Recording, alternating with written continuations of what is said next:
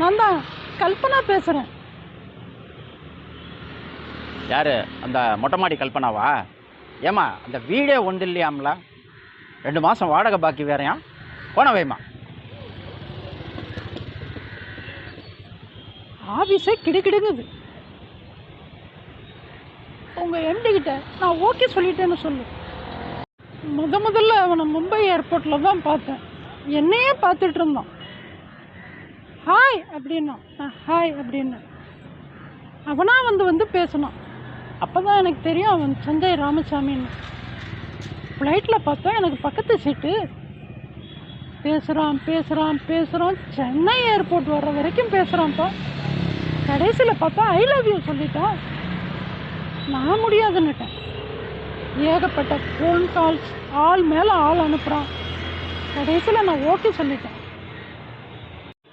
ஒன்றை போய் சஞ்சய் ராமசாமின்னு சொன்னதும் நம்பிட்டானுங்க. லெஃப்ட் ஹேண்டில் செக் புக்கில் கையெழுத்து வேற.